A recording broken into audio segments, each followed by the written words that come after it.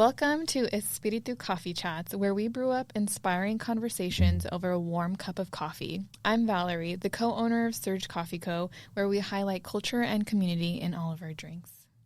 And I'm Arlene, the owner of Lunaso Wellness. As a holistic realtor, interior designer, and spiritual coach, I'm excited to bring a unique perspective to our chat. Together, we'll explore the world of herbalism, spirituality, and the entrepreneurial journey. We will also dive into our Latina backgrounds and how we navigate the everyday world. So grab your favorite mug and settle in, and let's dive into today's chat. Welcome! Frida is excited to be back on the podcast. Yes, she is our third silent partner in this. Frida is our little corgi. Well, she's my corgi, but I share her with Valerie. Yes. She's her auntie. We love all the fur babies. Yeah, she's her tia. Okay, so we have a fun podcast episode. It's we're going to be diving into the doshas of Ayurveda. I'm so excited because I know you've told me about them a couple of times, and like I've learned about them at more of like a higher level. So I'm really excited to dive in. Yeah, I think my love for the doshas is just like I look at them like they're three cousins, and they all have a symbiotic relationship with each other. Oh, nice. So I like to identify them as little characters. So we'll kind of get into that in a little bit. But a little background. So I did go get an Ayurvedic holistic wellness coach certification. The school that I went to, shout out, was called Shakti School. And it was focused around feminine form Ayurveda. So just really focusing and working with women's health. So we dove into reproductive health, also the embodiment. So really working with like just the essence of being a woman and what does that look like through an Ayurvedic lens. And then obviously like with that comes like health, and because, you know, Ayurveda really is about the foundation of health. And a lot of people don't know much about it. They don't even know that it's tied to yoga or the 7 chakras. I would have never known that if you hadn't told me, to be honest. Yeah. So yoga is basically like the lifestyle workout in a sense. Like they want you to practice it like every day. But even the poses have a certain rhyme and a reason. Oh. So even poses are like related to doshas. Okay. So it's really like, you know, I would say like yoga is more like the exercise of Ayurveda, but it's also too like it gets you to a spiritual point. Like Ayurveda is very much about spirituality. And so the other part that people don't know about Ayurveda is that it's it really focuses on the gut. And the gut is where everything starts. Nice. So everything is just centered around the gut. So everything always ties back to how's your gut? How's your shits? Like, seriously. Like, I've never talked about poop so much in my life. When I went to Ayurveda school, I start looking at mine. I'm like, oh, okay. That's a vata poop. That's a pitta poop. That's a kapha poop. Like, and even your cycle has, like, a woman's cycle has vata, pitta, kapha in it. Huh. So I would like to introduce you all to the doshas. Nice. So the doshas are vata, pitta, and kapha, and they basically are the embodiment of the 5 elements of that we, you know, water, earth, air, fire, space. I think that's it. Oh, water, air, earth, fire, and space. Yeah. Very similar to astrology. Yeah. I feel like I'm just like always working with these elements all the time. Like no matter what way I look at it, I'm always working with them. So, that's why I have some of them tattooed on me. Nice. Oh, that's what that is. Yeah, my finger tattoos. They're water and fire. Yeah. Cute. So yeah, that's what actually helps me understand astrology a lot better, and even human design, because I'm also looking at it like through the lens of elements and what we dove into when I was in Ayurveda school. So the first dosha that we'll be introduced to is going to be vata. Okay. And vata, when we're working, when you go to an Ayurvedic practitioner, that's actually the cousin or the sister, call them the 3 sisters.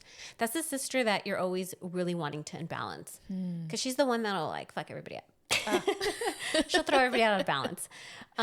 So, you know, usually most of society has a vata imbalance. Most of the world, because we're in such a fast-paced world, if you're looking at what does fast look like in Ayurveda? It's either pitta or vata.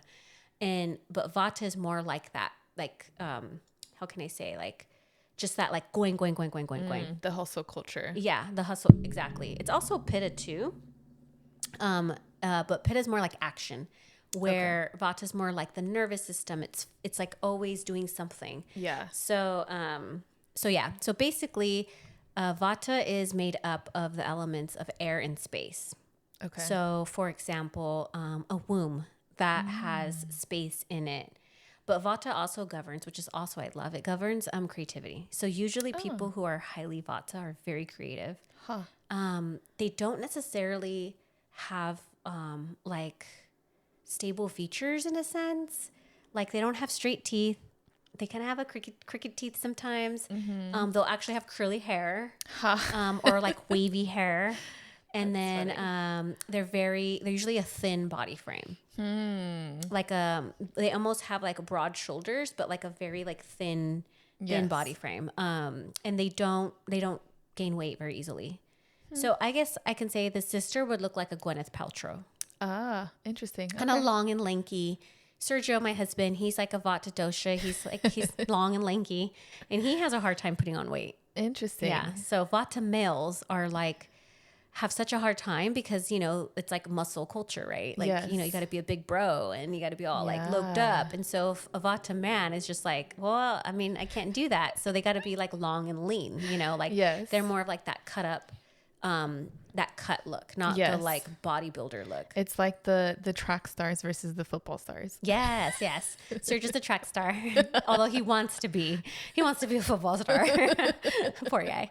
And so also what that looks like is somebody who has, they're usually just like super creative. So they're always like bouncing from one thing to another. Okay. They're very social. They like to, you know, socialize and, you know, really get out there with their friends. And, you know, they're just into all the things. And that's that air just going, you know, like spinning around all over the place, like a little tornado. I love that. And most people do have, most people could be a mixture. Okay. So, so in Ayurveda, everybody has all three doshas in them. Everybody. So, but you're predominantly one. Okay. How do we dosha. know what our predominant one is? So you take a test. I could put that in that description in the link below. But like for example, I'm like a rare bird. So I am half Vata, half Pitta with like, I don't know where the cough is at. She's like somewhere in there. She's there though, but it's not very high. Okay. So I'm like a 50, you know, like I think it was like a 40, you know, combo. And then or I don't know, I have to look it up. But basically I don't have a lot of kapha. Okay. And so going back to what the doshas are, so Vata is, you know, we all have her in us, but some of us tend to like, maybe we express her more by the way that we look. Sometimes you might express her more in the way that you think. So you can have a different body type, but then maybe your mind is more Vata. So it's a very creative person. And you can also, a lot of people are like, well, oh, I'm Vata because I'm skinny. No, girl. You could still be a Vata and gain weight. And what it looks like, you know, they would be skinny still, but like a fat skinny. Okay. Like, you know, there's no muscle tone. It's just kind of like flesh. It's just kind of hanging on the bone. They might have like a little pooch belly. So, you know, they can still gain weight, but they'll still somewhat have like this long, lanky look to them. So that's like, and we'll jump into it a little bit more with Vata, but moving on to the next dosha would be Pitta. And Pitta is made up of fire and air. Okay. I'm sorry, fire and water. And so what does that look like? It looks like steam when you put them together. Makes sense. And Pitta actually governs the stomach. It governs the whole digestive system. Okay. And it's almost like that's your furnace. So in Ayurveda, like if you have a strong Pitta, then that means you have a strong Ojas, which is in Ayurveda is like your life force.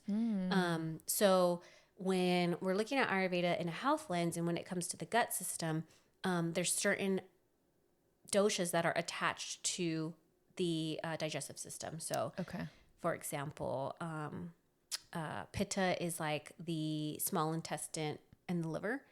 Vata is a large intestine. Okay. That's where you let wind out. Oh my God. That's funny.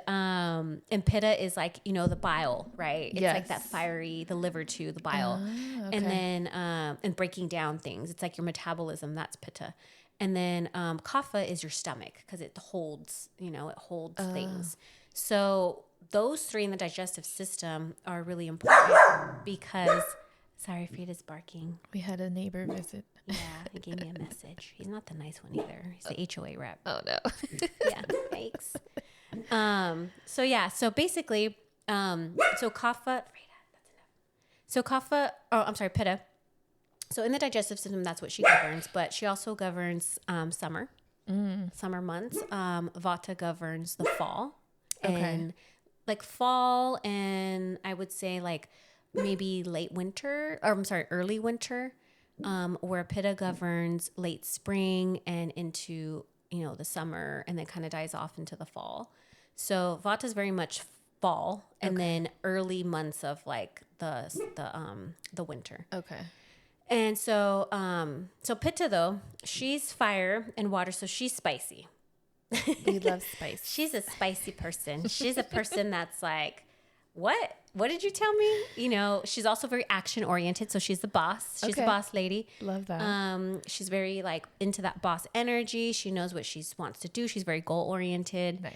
And feature wise, I like to call her maybe like the J-Lo or the Janet Jackson body type. Okay. Like still very athletic looking. Yes. Has a lot athletic type of body structure.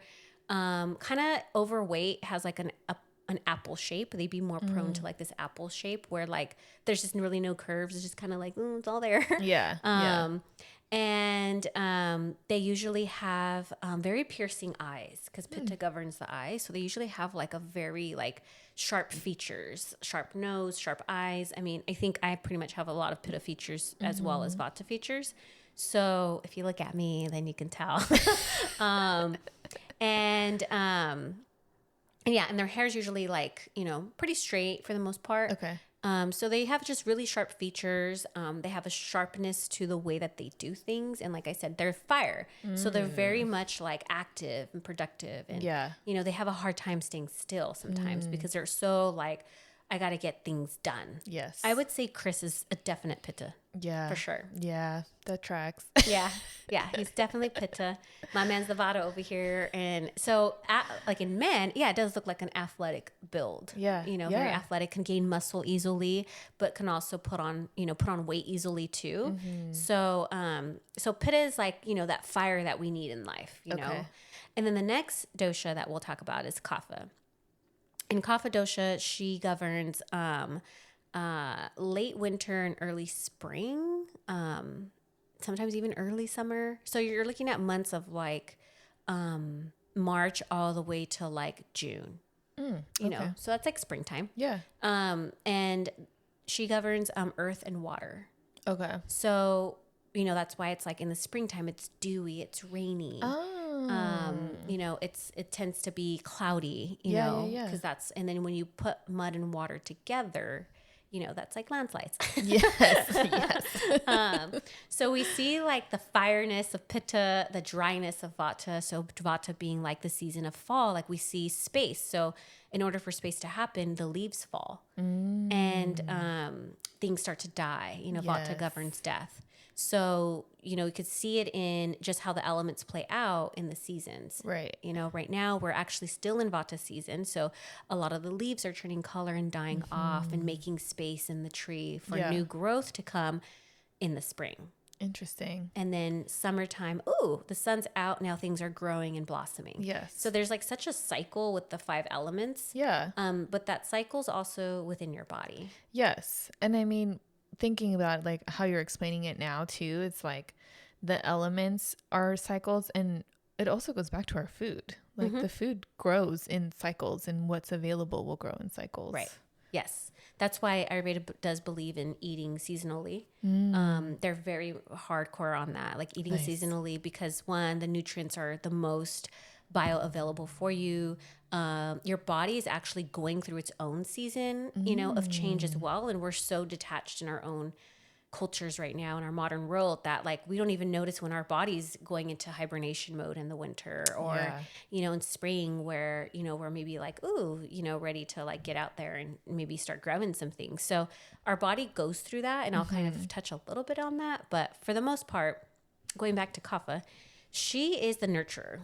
she is the nurturing sister. She's like, you know, we have Vata, who's kind of the creative one. We have Pitta, who's the fiery boss. And then we have Kapha, who's more of like that nurturing, motherly, like, hey, sisters, do you need a hug? I can come hug you. So there's a very motherly tone about Vata. And she governs the stomach. So she likes to hold space. You know, she holds that space for people. She needs to fill the space. Got it. So, like if you think about the womb, when a person is pregnant, they're actually going through a lot of the 3 different elements, you know, that growing of the baby, the fetus, and then holding the space, you're in an amniotic sac, you're in water, that nurturing, that's very kapha. And then the transformation, or I would say still be pitta, but I would say vata there is more so in like, just, you know, in that symbiotic of like having things kind of flow and you know, progress to the next trimesters. That would be very much vata. So with kapha though, what that looks like is, I mean, I don't like using this. I'm just trying to think. So Kim Kardashian, I'm just going to throw her out there. I can't think of another person unless you can, who has an hourglass type figure, like very voluptuous, you know, smaller weight, like a pear shape. Yes. So we're like, Vata's like a stick figure, Pitta's like an apple, and then you have the pear shape. So somebody just who's naturally curvy, like their shoulders and their hips are balanced, but they have a smaller waist. Like even no matter what size, if they're even overweight, they still have this like hourglass shape to them. Oh, interesting. So thin or overweight, you'll still have an hourglass shape to you. And so I'll also give you all a trick on how to know what your dosha is. It's super easy. But kapha, so in, let's see, us features wise too, usually has round eyes.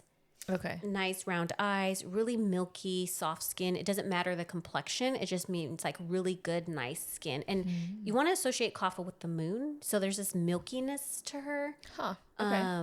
Because she is like motherly. She's very much associated to the moon. So there's something about her that is very like milky, like the moon, and has this like, you know, really milky essence to her.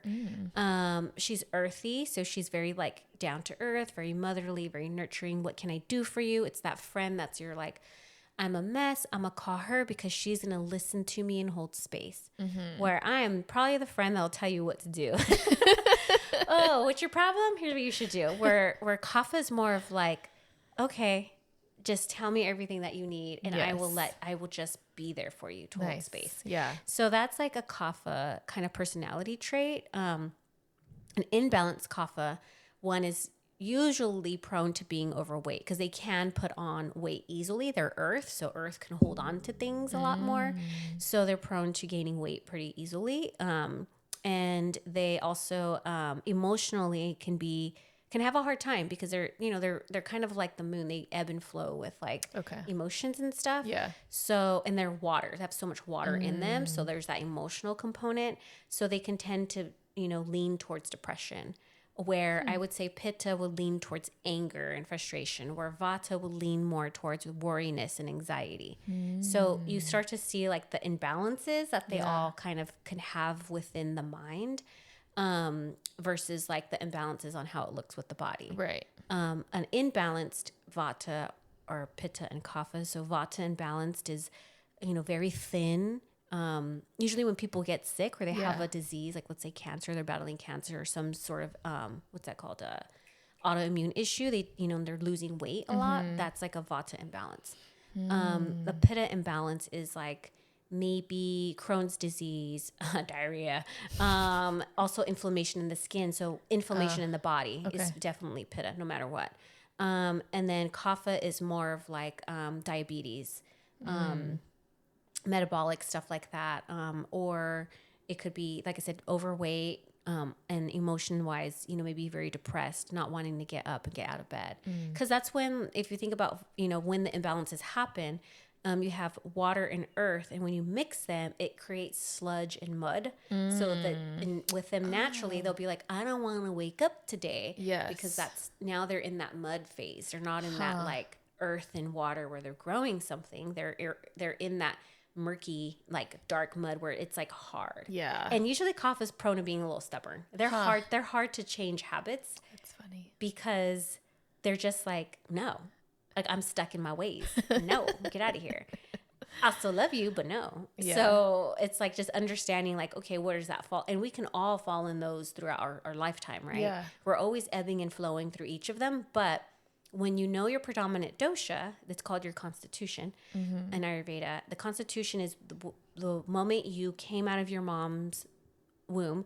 That's the dosha that you were meant to be, like in the long run. So that's the dosha that you're predispositioned to kind of like live your life through. So based on essentially like when you were born, like what season of the pitta or the doshas you were born? No, it's more of like, you see a baby and it's born and you're like, oh, is it a kapha baby, a vata baby, or a pitta baby? And you're looking at the features. Oh, You're looking at, maybe as the baby progresses, like, is it a fiery baby? Is it one that just wants to be cuddled and breastfed all day? Or is it one that's, a little petite and small and, and is just like wanting to do all the things and look at all the things, okay. So it starts from you when you were a child. So when Ayurvedic practitioners are looking at, well, where is this person's constitution? Like, what are they meant to be into this? Like, what dosha are they meant to really embody and play out into this lifetime?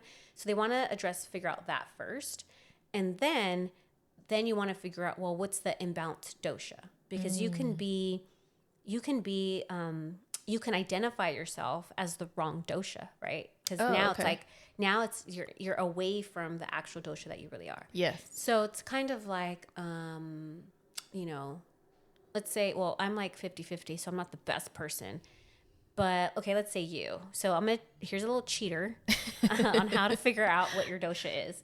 So you want to look at your wrist, because no matter what, your wrist does not gain weight. And you're looking at the bone structure. That's how one of the first things that we'll look at when it comes to Ayurveda. Like, what is this person's bone structure? What do they appear as? And so my bone structure, so if I wrap my finger around my wrist, I have a lot of space between my thumb and my middle finger, though. That's where you're wrapping your finger around. So I have some space. So that means my bone structure is more so vata, because vata has a very petite bone structure. Pitta, Valerie's wrapping her hand around, it basically matches up with the thumb and the middle finger. There's no space in between. So that's a pitta body type. So she's all fiery over there. Yep, that makes so much sense. I also have hella inflammation. I can see it in my hands. Yeah. And then a vata body type, if you wrap their hands around, it would have a little bit of space. Okay. So you're looking at a thicker bone structure, a thin bone structure, or just a, I don't know. For me, it's like athletic bone structure, medium bone structure. Yeah. And also vatas have I have protruding bones on my, my bones protrude out. Yes. So mine don't as I have much. it's a bony bones world over here. Even my husband, I'll accidentally run into him. I'm like, oh shit, your bones hurt. I'm like, damn, stab me. But that's not the only thing. It's one of the bigger things, but then you'll also take a look back and be like, okay, what do their facial features look like? Also kind of playing into account too, if we're adding the mind, well, what is their mind? What dosha is that? So I think that's why I tend to get the 50-50, because I think my upper half of my body is more vata. My lower half is a little more pitta, because I can gain weight pretty easily. So I wouldn't call myself a total vata like my husband. And my body's not hourglass. I'm not a stick figure either. I'm more like a muscular tone. So I feel like that's where you see that 50-50 for me. Okay. And then I have curly hair naturally, so that's vata. But my eyes are very sharp. My nose is sharp. My cheeks, my bone structure is very sharp, so that's pitta. So that's where it's but I have bony nails. Yes. Bony fingers and all that stuff. There's nothing really stubby. You know? I'm like a petite little person. Also the eyes, so colored eyes, dark eyes are usually vata. Pitta are usually that green, hazel color. Kapha are blue eyes or green eyes, mostly blue. People tend to have blue. So you're just looking at all the things. And then, as a practitioner, you sit down and you okay, then you also look at the child. Well, what do they look like as a child? Okay. Because that is before you were conditioned through society. For before sure. all these imbalances could have happened or whatever. Your truest self, I guess. Yes. So that's kind of where you're looking at. And then from there, then you're taking another assessment to be like, okay, now we're asking lifestyle questions. What is your life currently like? What are the imbalances that you're feeling in your body? And sometimes people could have all three doshas imbalanced. So when that's the case, you're working with treating vata first for the most part. Why? Because vata is the one that tends to push the other ones out of balance. Because she's harder to like. Yes, you said it earlier. The one that starts things. She's the one that starts things. She's a little bit of the pot stirrer in a sense, because she's so erratic. Okay. That and it governs the nervous system too. And since we are in a vata, not how can I say, like our environment, the way our lifestyle currently is set up is going against it's too much vata. It's like that go, not resting. You're here, you're there, you're all over the place. Yes. So I would assign manifesting generators to a vata for looking at human design. That's me. Or Libra zodiac signs. That's very vata. So so that's where like the doshas kind of come into play. And then just understanding like we are made up of all the elements. We are definitely elemental beings. Yeah, of course. So it really does help when you're looking at it from, a life perspective on like, even whether it's, we're both entrepreneurs, like business wise, setting up your business to kind of even understand your doshas, like I know I'm pretty fiery, but I'm also super creative. Yeah. And sometimes I need to lean into my kapha because she's like, she's not there. Yeah. She's like, wait, what do you want to do? You want to relax? And then the other vata and pitta are like, no, girl, like you got shit to do. You have so much to do stuff list. to do. Yeah, you got a lot of stuff to do. So get up and go do your things. But then I get kapha imbalances and things like that too. So, so it's really nice to kind of understand which one you kind of tend to lean into, but then kind of like how I always talk about astrology, like leaning into understanding the shadow aspects of your zodiac signs or whatever, but then also what are the shadow aspects of the doshas? Yeah. Yeah. And then that way you are like, oh shit, I'm on the wrong path. Let me get back into my healthy pitta, my healthy vata. Yeah. So I'll leave you all with the last little story. Do you have any questions, Valerie? No, I mean, we went through so much. I feel like, the things that you're saying in terms of like the imbalances, I feel like definitely I have all three imbalanced right now. I'm like, maybe I need to go see like an Ayurveda doctor or something. Well, you're on the Khichdi cleanse right now. Oh, yes. I am. And that is actually a tridoshic cleanse. Oh. So it'll help support all three doshas no matter what. Love that. So it's a cleanse that's built to support the three crazy sisters when they get together. Nice. Wow. Perfect timing, because I feel like I just went through burnout. Yeah. So hopefully this will be a nice reset. Right. Yeah. And so kind of how that works, like I'll use you as an example. So your main dosha, I feel like, is pitta. Yes. And then, but vata, maybe you're feeling some vata imbalances, and then also some pitta imbalances with the inflammation. So in order to address the inflammation, you have to address vata, which that means so the doshas, when vata needs to be imbalanced, she needs to bring in kapha. So bringing in more slowness into your life, allowing that like kind of slow, that nurturing aspect to come in. So and then when you're looking at pitta, you're actually also going into kapha. You're bringing kapha in. Now, when kapha is imbalanced, she needs to bring in, some pitta and, probably some vata, but probably some pitta. And so they're all like, now you got to go and look at, let me bring in this one because kapha will balance in that vata. Yeah. In that nurturing aspect. And then it'll also, then once you get that balanced, then it's like, okay, now we can start focusing on pitta, the inflammation. What is that? What's causing that? Then you start looking at cooling foods and things like that. So cooling foods would be like kapha foods. Okay. So very, like, think springtime foods. Okay. Cause that's kapha season. Yeah. So it's like just understanding like, okay, what are the elements, and like foods are broken down into elements, like all these things. If you have a lot of pitta in you, you don't want to be eating chili and like tapatio and hot Cheetos.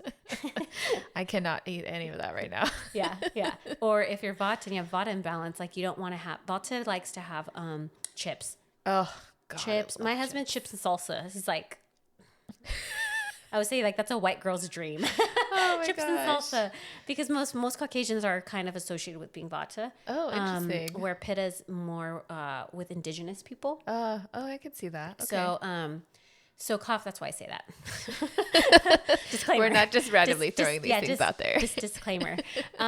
So like vata would want to bring in stews and soups and hydration and all those things, more grounding root vegetables and things that'll ground you and really nourish you, because vata tends to get dry in the body.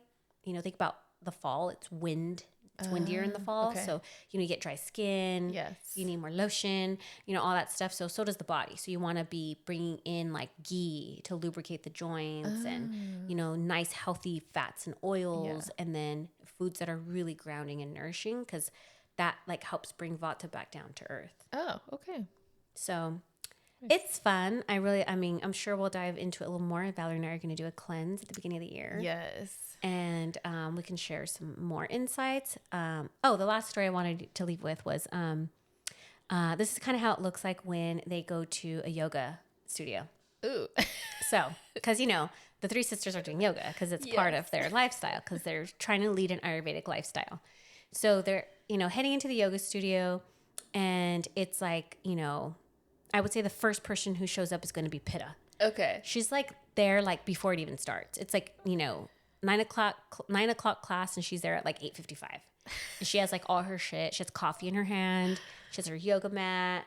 She's like, ooh, this is a hot yoga class. Hell yeah. And then she's like, perfect, my jam.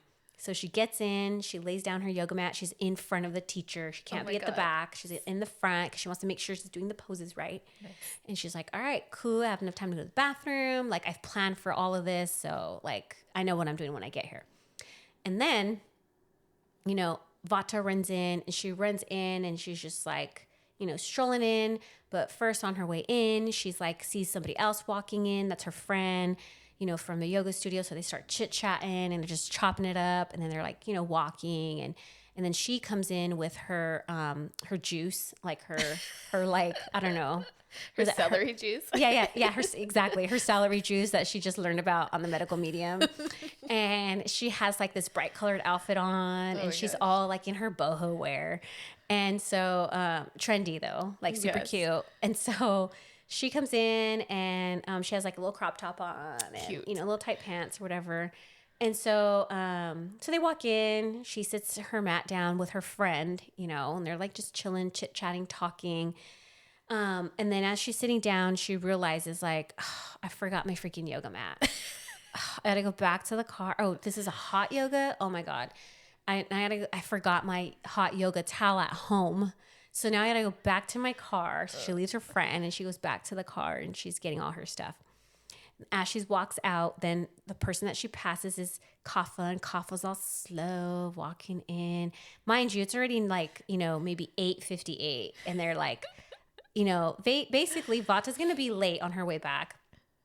And then Kapha's like just strolling in. She'll be late because she just strolls in real slow, like just chilling. She's like looking at the butterflies and the flowers, and she's just like, oh, such a beautiful day.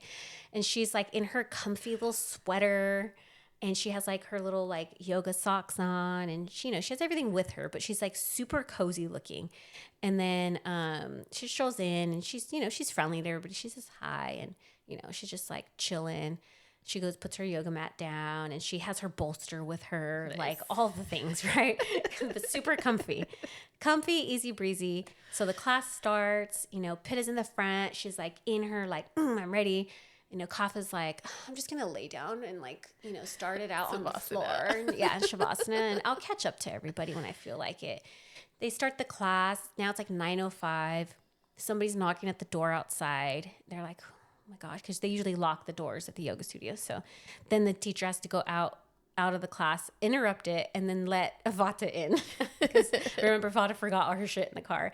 So she has to come in. So now she's all erratic, like, oh my God. She's all flustered because everybody's looking at her.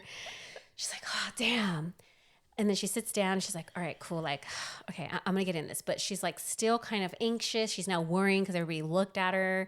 They're like, ugh, you know. But then she gets over it. And then, you know, 5 seconds later, she's back to talking to her friend again. And she's next to the Kaffa friend too. And they're like, don't worry, girl, you're fine. And Pitta's like, well, I don't know. You kind of did interrupt my class. Like, now we got to stay 5 minutes longer. And I was meant to get out at 10. And I got to stay at 10:05.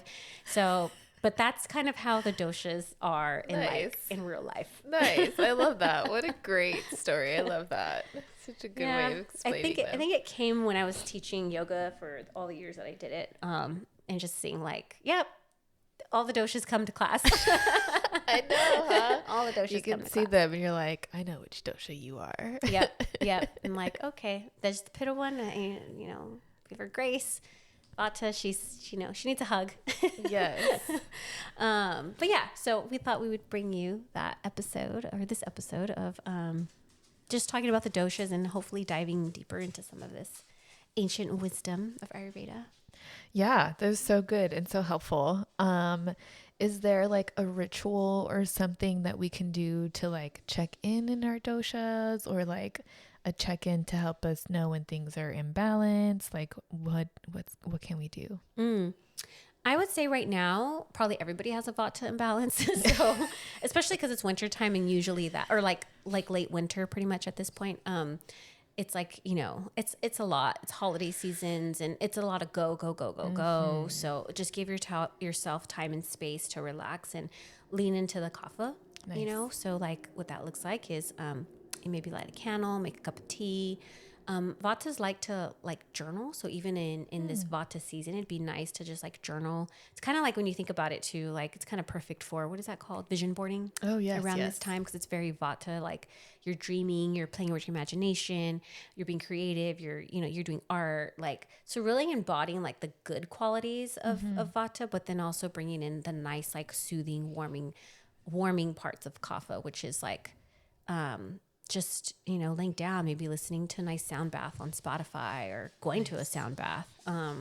So giving yourself that time to just relax the mind. Nice. Yeah. Awesome. I love it. So much information and such a good takeaway. Cool. Thank you. Well, anything else? That's about it for this episode. I don't know if I have any resources, but if I could think of any, you know what? I'll put the link in our episode notes about where to go and look at your constitution. Also, just take a look, listen to this episode and cue right now, go get up and go look at your childhood picture. I would say from the age of maybe like 5 to 8, that's probably where you're going to see most of your like, okay, how was I as a little girl? And I love, this could be for another episode, but I love working with inner child work when we're doing, when you're looking at that, like, oh, look at that little Pitta girl, or oh, look at the little Kaffa girl, like, because that's like such a true essence of like who you are. Nice. So, taking a moment maybe to even pause and like reflect on this podcast and like, what is that when you were little? Like, were you more Vata, super creative, Pitta, very like, oh, I'm going to go play sports, or Kaffa, just like, I'm going to go and nurture my whole family, make cookies, like that's still you. That's actually your true essence. So definitely taking a look at your childhood pictures and then look at that link. And then, we're always here for questions and, comment if you feel like this really resonated, or if you wanted to learn more, definitely send us a message or reach out to us on our social media platforms. Yes. Yeah. Arlene is super knowledgeable in Ayurveda and all of the things. So take advantage. Well, thank you for joining us. Thank you. And we'll see you guys on the next one. Bye. Bye. Thank you for joining us on this episode of Espiritu Coffee Chats.